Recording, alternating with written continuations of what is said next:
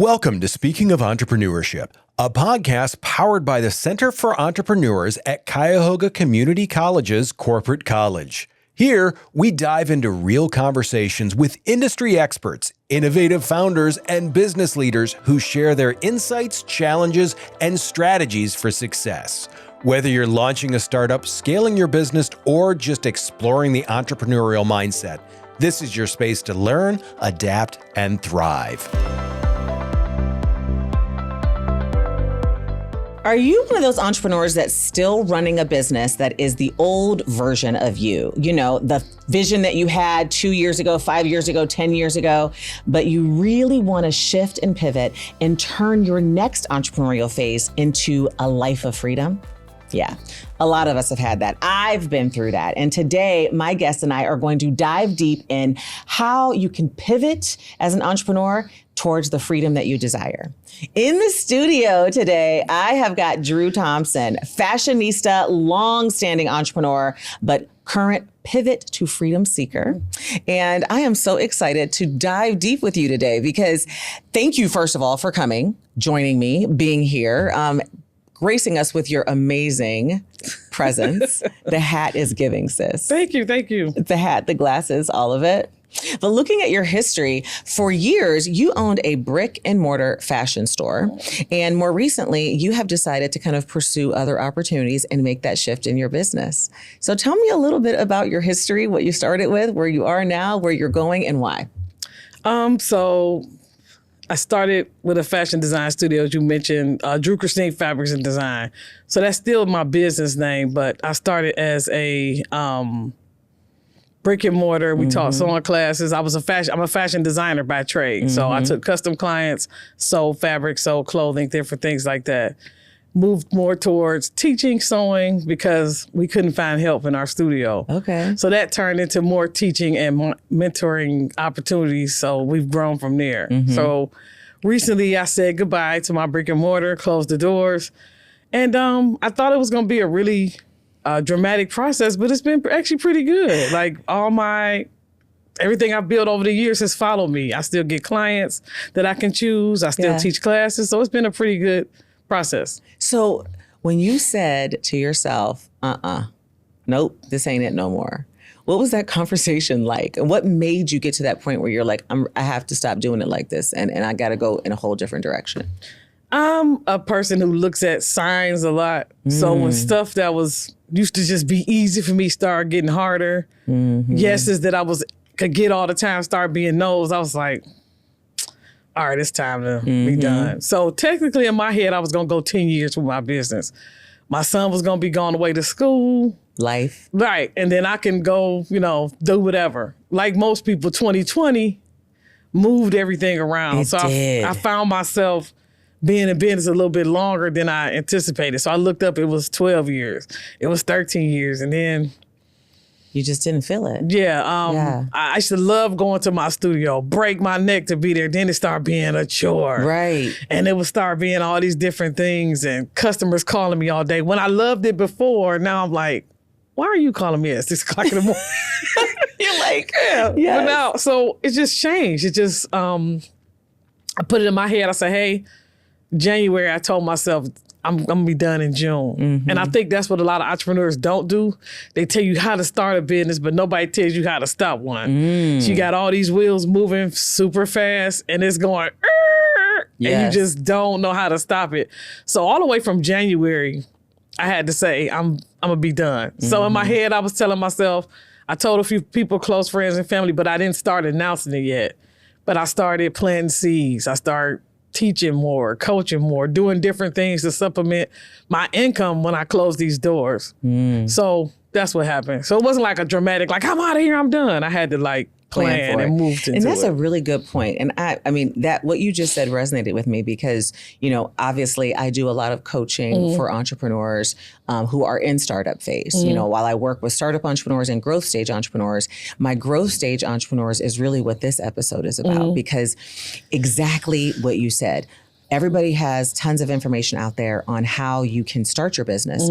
But no one tells you how, when you're ready to pivot and to change, not necessarily just stop, but to take it a different direction, because everything you've said resonates with me as well. And everybody here that's ever watched me before knows that I've always given myself a deadline around being an empty nester. That feels like a transition period, you know, menopause, you know, all of that stuff where you're like, when I no longer have to be home, I don't want to be home. And I, like you, built a business that required me to be home. Now I teach all my students, no, let's pick a business model that allows you to live the lifestyle that you want right now towards freedom. But if you didn't, the point is it's okay to take that pivot. Right. And you mentioned something like, I didn't announce it. I didn't tell my friends and family. I didn't do all that stuff. I just like kind of slowly behind the scenes made the decision and slowly started making that transition. Why do you think you didn't tell everybody? It was an identity thing, first of all. I'm Dru Christine, the business owner. So now I gotta like, because it kind of was like, well, damn, what am I now after this? Are they gonna think I'm failing? Right. Yeah. And then and you know, as an entrepreneur, people still think you got that little shop. My mother still asks me stuff. Are you going to work today? Or she's telling me about jobs. And I'm like, you were just in my studio. Like, I don't. So it's just a weird. That's a whole nother thing. Like what entrepreneurs have to say to themselves. So I probably told my son. I probably talked to a few people, but I don't know. I was still processing it too. Yeah, that was the same thing for me. Yeah. I mean, normally it's like when you start your business, everybody's like, launch. You got to launch. But when you pivot, you're afraid to launch because you think that the interpretation is going to mean that you didn't do well the last time. And so how you going to do well the next time? But the reality is it took me a lot of like, you know, that imposter syndrome. You know, it's so funny. No matter how successful you are, no matter how many years you've been doing it, that I was going to say a bad word because I don't want to get beeped. But it still sits with you. And even when you've decided that it is best for you in your life and your goals, that the pivot is what you want to do, that imposter syndrome will creep in and say, no, everybody else. And I too had to process it and go over it. And I did decide to like do the opposite of what I was feeling and just launch the new thing. Yeah. So what has it been like for you now that you have begun that pivot and you're beginning to step into that lifestyle that you probably, you know, like me in my brick and mortar, I dreamt about the freedom and the flexibility, which is what I really started the business for in the first place, for freedom and flexibility, but set up my business model in a way that limited my freedom and flexibility. And now I'm like, oh my God, I love it. How are you feeling in it? But I think what happens is Gen Xers, we think that is the freedom, but the world was changing for us as we knew it. So they already told us 2020, the brick and mortar idea was going to be out of here. Yeah, again, I mentioned the pandemic, but then it's the same time technology is rolling, and the pandemic pushed technology way faster. It taught me I could teach someone classes online. Yes. I could coach online. You can be at the beach and still I could working. do all type of stuff. So during that time, all these shifts are coming. I'm getting clients from, I didn't even have clients from Cleveland. I have clients from Atlanta, Toledo, I mean, everywhere. So I'm watching all this happen. So it just kind of, everything fell into place. And I think that's really what happens when you follow your heart. The universe will reward you. I get clients from out of town. I start back doing movies and wardrobe for movies. Just all the little stuff I've been wanting to do just start falling into place. So stepping into your true path and purpose and aligning, you know, stepping into that alignment of where you're supposed to be. And and I think that everybody needs to know when you are getting that nudge, like you just said, I felt it, you know, I felt that this wasn't it anymore. That intuition was saying, make a change. And then the universe decided to help you by giving you more no's and, you know, and making the weather bad. So you didn't want to get up in the morning and doing all of those things that you felt like were like tower moments, because I call them tower moments. They were tower moments, but they were really designed, nope, get in line. And there's a lot of people out there feeling it right now. So when you were feeling that, what did you pay attention to? Like, what was your internal feeling around? What was the trigger for you internally to say, this is it. I'm really about to just close this down, shut it down. Just watching how people around me move. So, I mean, like I said, I'm just a person that sit a lot of solitude. I don't watch a lot of television, so I'm always just sitting and thinking and trying to figure stuff out. So my invitations stopped coming.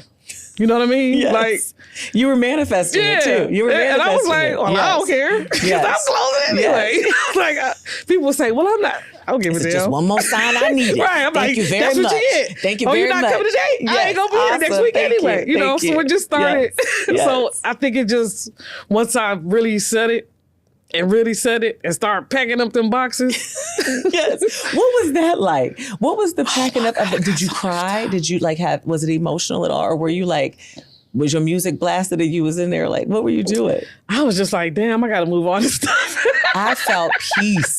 Yeah, when I felt very shut relieved. down, Yeah. I felt peace. Yeah, and I even see serious. pictures of the new studio space with the new person, and they did some stuff, and I'm just smiling because I'm like, oh, Yes. I But I'm thought not- that I was going to be messed No. up. Yes, I No. agree. I was in such a great state of peace and like, but I thought I was going to be in a different space than I was, and just, my brick and mortar, I in essence, I shut it down because my current brand absorbed it, the online brand absorbed it. Yeah. And so, it was just like, and I think people were confused for a while. Were people confused in your life too? People they were still are. They're confused. like, oh, since you're not designing anymore. I'm like, who told you that? Yes, Do not yes. read anything. I mean, because I'm silly. I was giving hints, but people were paying attention. I was saying little stuff from January. Yeah.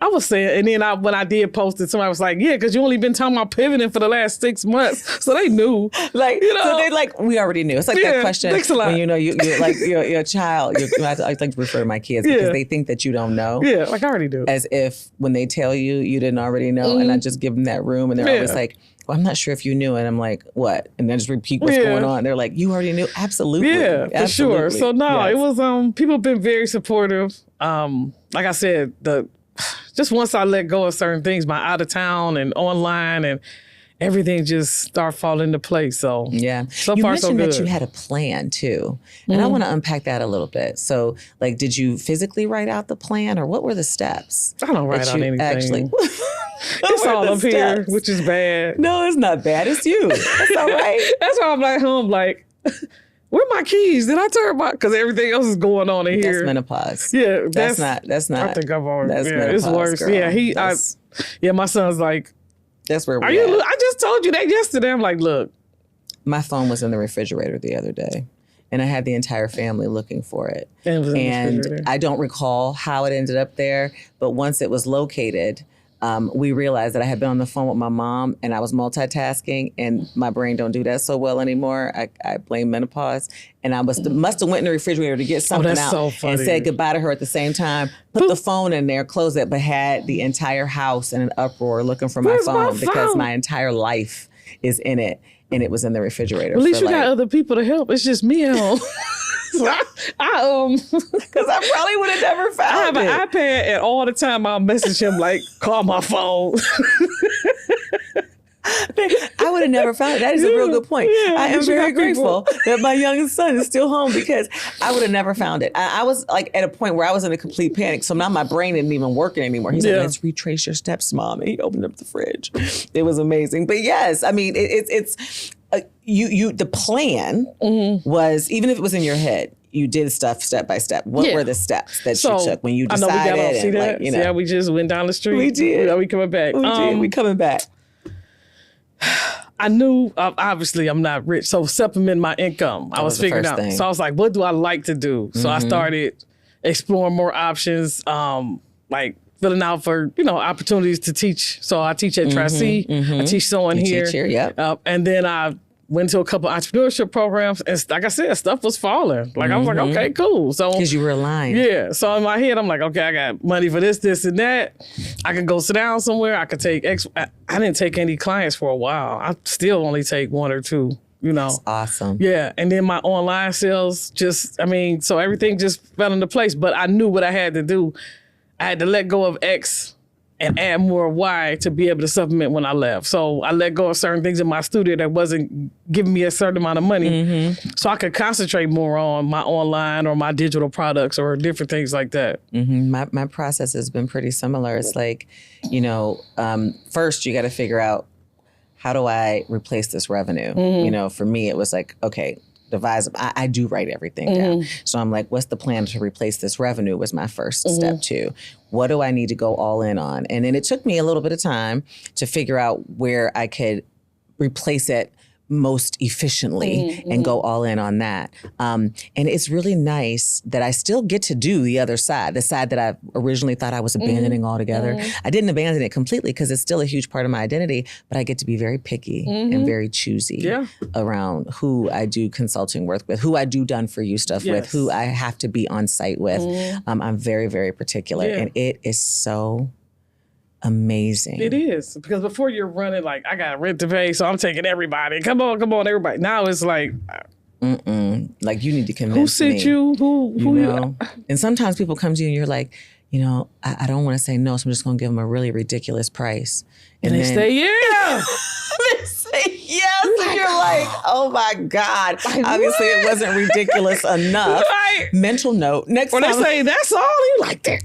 Go write down some more. Yeah, I've done that. Yes. Say some crazy stuff. Yes. They like, okay, that's not that bad. Yes. Oh, okay. Because a lot of entrepreneurs, we do feel like pivoting means abandoning like who we are.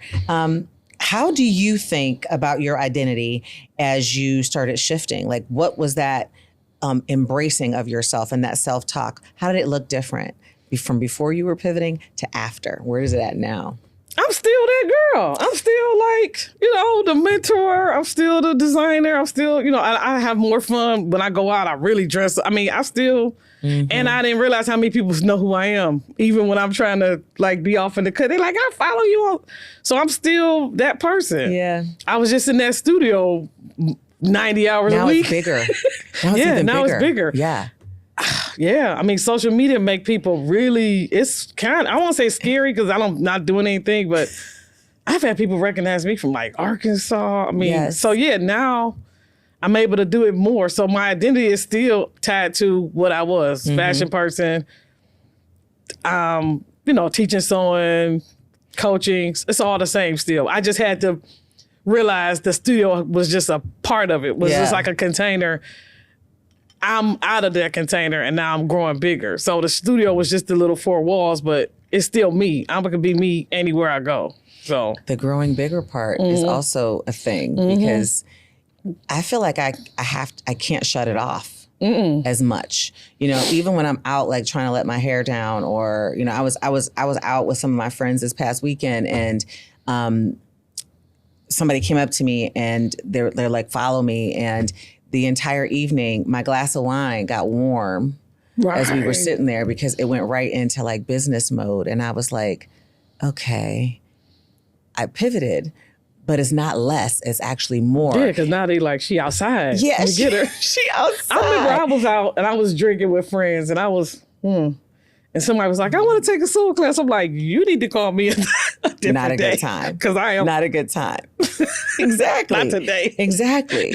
I mean, you know, it's like you mentioned that Gen X. And you know, I was like, yes. And I was thinking about all the stuff that we go through. But were you inspired by like the younger entrepreneurs that you mentioned? Like, you know, they work differently and it was kind of an inspiration for you and how you thought about freedom, you know, and what did you notice most about who they are? Like, I see it in my kids. My kids think that I'm the inspiration, but they really have inspired me to that work-life balance that I think don't exist in Gen X. The inspiration that has been there for me to be like, yes, a 4-hour work week is the name of the game. They do, and they're unapologetic about it. They're not scared to hire other people to do things. I mentioned my niece. She started off working for me and she ended up firing me because she started getting bigger jobs. I was really proud of her for embracing entrepreneurship right after college. But I'll call her like once a month, like, hey, can I, you know, to kick like, ideas with her, and she'll give me all the info. And then I had to make myself feel bad, asked her how much she made a month, just asking. I was like, what? Yes. And she like, yeah, I do this, do that. Hire people, they delegate. All the diversification. Always traveling. She just came back from Japan for 2 weeks. But still able to, so what I learned about them is they don't embrace that tired hustle. They don't embrace that same thing that we think. They want to work 4 days a week. If something's not working for them, they will not do it anymore. or maybe come back later, as opposed to us, we think we're stacked. Like we have to, I'm a fashion designer, I'm fashion. Them kids will go be fashion, they'll go do dance, they'll go do, and then they might come back. Yeah, and they might come back to it, they might not. So that's what I really learned. They have the work-life balance, they got it. That work-life balance, I think, is really what I try to focus on, because I think it is a Gen X thing, I don't know. Maybe it is or maybe it isn't. But I think that we grew up with parents who were always like working and overtime, triple time, doubles and triples. Like my mom was a nurse. It wasn't no holiday where she wasn't like, I'm about to do a double so I can get paid 4 times the amount that I would get paid. And that created this thought in my head that if you want to be successful, you got to work hard. You got to hustle. And I've been doing a lot of work, spiritual work, and developing over the last couple of years, realizing that hustle is not a thing. Like, let's not normalize that. Right. Let's normalize working less and making more. Right. And I think that that's what the pivot is all about for entrepreneurs. I know it was for me, and I think what do you think stops people from giving themselves that permission to pivot, even when they know it's time? What is the number one thing that you think stops folks? I think money. I think they're scared to, I follow this, I don't want to go too much. I follow this, another person that's been a professional. And they was like, oh, I was going to retire and I'm not going to retire. And I'm looking at them, I'm like, I know why you're not doing it. Because you think you're not going to be able to figure out another way to make money. I know what, and in my head, I've been doing this so long, I could tell when people, I could, I know what's wrong, like, just from your post. I think people are scared. It's a scarcity mindset that you're not going to get this money back. And they maybe lacking knowledge. They might not even know they can go do digital products or go do an ebook or do content on social media. They just might not even know or don't want to. As you get comfortable. Yeah, you get comfortable. You get comfortable in doing the same thing over and over and over. You just get comfortable. I would tell everybody, if you are thinking about it, people ask me all the time, what's the resource? I think what really flipped the switch for me was the 4-Hour Work Week. Have you ever read that book? It is like, when I saw the title, I thought, what is this BS? Get nothing done. What are you talking about? Right. There's no way you can, be 7 figures, make millions, and work for 4 hours. And after I read the book, I was like, girl, you the one in the dark. Makes sense. The education just, like you said, I just didn't know. And it's like, you're right. I think it's the money. I think it's the fear of what other people are going to think that we've talked about. And I think it's the fear of stepping outside of the comfort zone and just feeling like you're starting over, but not realizing that all those stories that you're telling stuff is just not true. Because I don't know about you, but I haven't experienced any of the stuff that before I made my pivot that I was fearful of. None of that has actually happened. It was like all a lie. I am an entrepreneur at heart. I think about, I jump out the window and then be like, well, I'm going to figure it out. On the way down. I didn't even think about what could happen. I was like, well, I gotta go work at McDonald's or something. I don't know. Because that's doable too. Yeah, it's like, you could work at McDonald's in Japan. Hey, if you see me at Walmart, just get paper or plastic and mind your business. Got something going on. Right. So I never really thought about the worst thing in the world that was gonna happen. I did. My son's in school. He got a full scholarship. I ain't gonna worry about that. So my until you get that mom text. Yeah, I get him, but he's pretty good. I never cared what people thought about me. I just never. You talk to people that knew me from elementary school, they knew I've always just been. That's a word. Never caring about what people. I've never. I think maybe you think that it is the menopause thing and the age thing that we've been talking about. That you I've been like that since 12. I've always been like that. Like I've never cared about what people thought about me. Entered that era more so than ever before. I always care, but I mean, I'm literally in that space where I'm like, whatever. Paper and plastic, I don't care. And I've gotten to a point too where I can only people so much. Have you been in that space? I don't know. I apologize to all my people. I've been chilling by myself for a while. Don't they feel you? They understand. Yeah, I'm like, hey, if they're your people, they know. Yeah, I'll call you. I might call you tomorrow. My birthday's coming up. What you doing? I don't know. Right, happy birthday! Thank you. Happy early birthday! Thank you. Yes. But it's not before though. It's a big deal. You got. Now I'm like. Yes, I don't know. I'm just glad to be alive. Me, about holidays too. It's like, and when you're in entrepreneurship, I think even in that pivot, even though you now have more control over your freedom, because that's what the pivot is truly about, right? Getting to the freedom. Yeah. My friends are like, what you doing, blah, blah, blah. And I'm like, I'm over peopled. They don't understand. We have the people all year long. We have the people all day long. Holidays, I didn't want to sit. And so my family just stopped. They knew. They were like, bring some water. Because they know they probably know I'm coming late. So they give me a line committal. Mm-hmm. But yeah, I stopped rushing for holidays. Mm-hmm. I'm going to get there when I get there because we people all year long. It's like the freedom effect that we're experiencing. Yeah. And if we could really summarize the freedom effect, right, for all the entrepreneurs out there who are growth stage, who have been doing this for a long time, they've had the ups and downs, they've seen the ins and outs, and they are just at a point where they are contemplating there has to be something different. They've had those feelings that we've been talking about. They've been thinking through the plan, and they just, in 2026, they decide, by June, I got to do this, or by December, I got to do this. What's the top 3 things, pieces of advice that you would give them to say, this is the only way you're going to get there? Because on the other side, it is amazing. I don't necessarily know if this is advice, but it is a caveat. Like, you had to have done the work. Like, I work hard. Yes. For these 13 years, yes. I work really hard. Mm-hmm. I'm not talking about the person who just posts up, I'm talking about I work really hard. Mm-hmm. So I had to give myself permission to be like, Drew, you can sit down for a minute. Permission. So that was maybe the first thing. Give yourself permission. That's the caveat. You had to work really hard. Mm-hmm. I work really hard.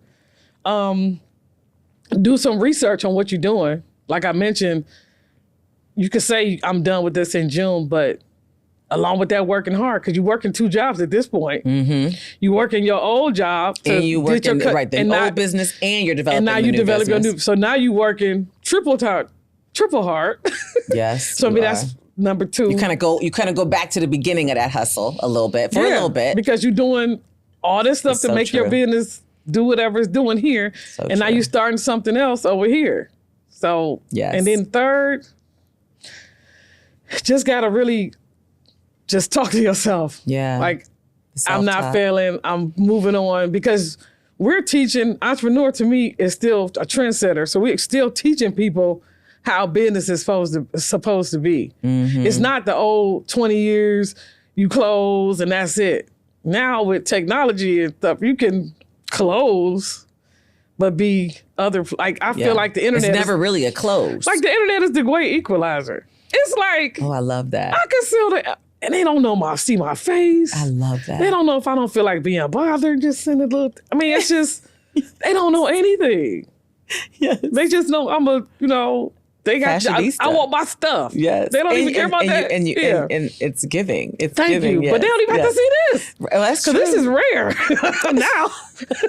I know. You have to get dressed. I'm very resentful. I'm like, you mean I got to put on something other than yoga pants and a sweatshirt? Yeah. So those are the 3. Just and know, like, really, really, really know yourself, and really, like, I think at a certain point of entrepreneurship, you really not listening to people, because there are so few people who know what you even deal with, and what you go through. So it's, by that point, I hope you don't even care anymore, because yes, they don't know what the hell you're talking about. It's true. And I would definitely say, now thinking through, if I added one more thing to those 3, because those are all like a word for real, I would probably say, go back. If you're feeling stuck, give yourself that grace. Grace, for sure. Give yourself that permission, and it's okay. It's putting yourself first. Yes. It's not selfish. Yep. Right? It's called self-care. Mm-hmm. That's like my theme. Yes. It's been my theme for the last 3 years. Putting yourself first is not selfish. It's self-care. And it's that kind is of a requirement. I have to tell myself that too, because I've been running for 15 years. Even this holiday season, when I'm used to Black Friday, this and that, I said, Drew, I was on my couch all day Black Friday. Hey, I did shop from my phone. No, I didn't. But I was Black Friday. Yes, you were Black Friday. So this was the first year I just said, hey, oh don't my even God, beat that's yourself such up. A good point. I sat my butt down. Did you miss it? No, because when I start running the numbers, I was like, wait a minute. I do all this packing my car, cleaning up, this and that. No. I thought you were going to, wait, the pause, gave me a little bit of, oh yeah, she gonna say she misses you. Was like, no, yes. Because then I was even like, well, I'll go visit the people. I ain't, no. I looked at them on social media, clicked like, and sent some, I'll help y'all sell everything. Good job. Good luck. Maybe next year I'll visit. I don't know. Yeah. But I've been blessed that I don't put anything away that I don't miss. Yeah, you've escalated too. I've done it. I've burnt it. It's in the trash. I've done everything I need to do, my best, and I can walk away from it, knowing I did my best. Which is really the definition of giving yourself grace and permission. Yeah. And I think that as entrepreneurs who have hustled, who've been doing this for 15, 20, 25 years, we have to give ourselves that right to know that we have done it. We've done the damn thing. We've done what we set out to do. Yeah. And it's okay to make the change, for sure. Yeah. It's been amazing. We could probably do this for another 45 minutes. Yeah, I'll come back tomorrow. You got to come back. We're gonna come back. I got another hat. We're gonna dive a little bit more. I want to definitely have you back so we can talk more into building the online business part, because I know I got some stories and you probably got some stories too, and we can share some real tidbits. Now you talking about 24-hour service? Oh man, it just the whole internet part, the technology part. Now I'm obsessed with it, so we can have a whole separate. I know. He's like, you're always working. I'm like, I like to work. I do too. I like to work. Yes. Leave us alone. Leave me alone. We're at a point where we like to work. Yes. Yeah, this, Absolutely. These trips ain't gonna pay for themselves, child. Okay? And there will be lots of trips. Lots of them. Well, somebody wants to go to Japan, so I got to get to work. For 2, 3, I mean, there's a difference between taking a long weekend and taking a month. No, this is a whole thing. Taking a month. I mean, we going that far. So you got to go that far. You got to take that long. It's going to time. take you 3 days to get there. So I got to work. Yes. I got to sell stuff. Absolutely. Well, thank you so much for your time today. It's been an absolute pleasure. Thank you I had for a blast. having me. Thank you. So you heard it. If you are out there right now trying to figure out if you should pivot, if it's okay to pivot, you've listened to two of us today tell you, give yourself permission, go for it, make a plan, don't just jump head first, but you got this, and 2026 is your year to finally experience that freedom. Until next time, my loves, we will see you soon. Bye-bye. Mwah!